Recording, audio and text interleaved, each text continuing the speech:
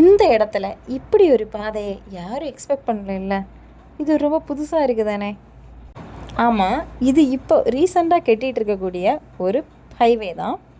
இது அஃபிஷியலாக இன்னும் ஓப்பன் பண்ணல.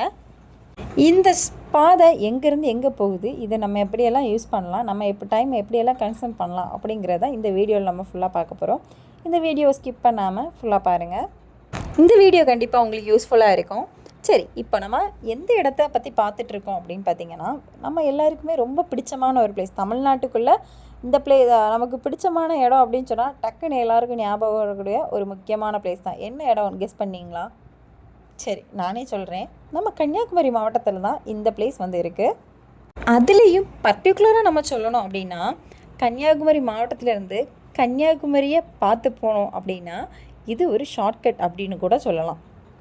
நம்ம கன்னியாகுமரி மாவட்டத்தில் பார்த்திங்க அப்படின்னா 4 வரி ரோடுலேருந்து கிராமத்துக்கு போகக்கூடிய அளவுக்கு வரைக்கும் ரோடு வந்து ஃபெசிலிட்டி கரெக்டாக இருக்குது. இந்த ரோடு பார்த்திங்க அப்படின்னா அதர் ஸ்டேட்டான பக்கத்து ஸ்டேட்டான கேரளாவுக்கு போகிறதுக்கு இந்த ஒரு ரோடு ஒரு கனெக்டிங் ரோடாக வரும். அதே போல் பக்கத்து டிஸ்ட்ரிக்டான திருநெல்வேலியை கனெக்ட் பண்ணுறதுக்கும் இந்த ஒரு ரோடு வந்து ஒரு கனெக்டிங் ரோடாட்டு வரும். இந்த 4 வழிச்சாலை எதுக்காக ஆரம்பிக்கப்பட்டது அப்படின்னு பார்த்திங்கன்னா, நம்ம இந்தியாவுக்குள்ளே இருக்கக்கூடிய 4 மெட்ரோ சிட்டிஸை கனெக்ட் பண்ணதுக்காக தான் முக்கியமாக ஆரம்பிக்கப்பட்டது. இந்த 4 சிட்டிஸ் என்னென்ன அப்படின்னு பார்த்திங்கன்னா, டெல்லி, மும்பை, கல்கட்டா, சென்னை.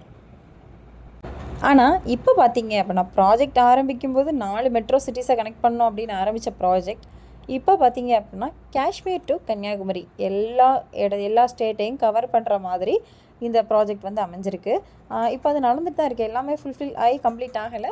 பட் இது ப்ராஜெக்ட் முடிஞ்சதுக்கு பிறகு காஷ்மீர் டு கன்னியாகுமரி வந்து ஒரு ரோட்வே, கரெக்டான ஒரு ரோட்வே வந்து செட் ஆகி வரும்.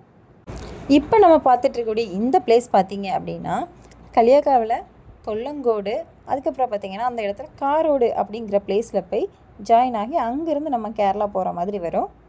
இதோட இன்னொரு எண்டு பார்த்திங்க அப்படின்னா அது கன்னியாகுமரியோட பக்கத்தில் தான் போய் சேருது.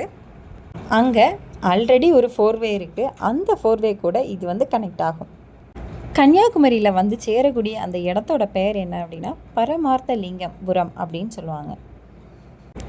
அங்கே ஆல்ரெடி ஒரு ஜங்ஷன் அதை செட் பண்ணி வச்சுருந்தாங்க. அந்த ஜங்ஷனில் முன்னாடி ஒரு பெரிய கொடி வந்து அந்த தேசிய கொடி வந்து அங்கே வந்து ஃப்ளை ஓவர் பண்ண விட்டுருந்தாங்க.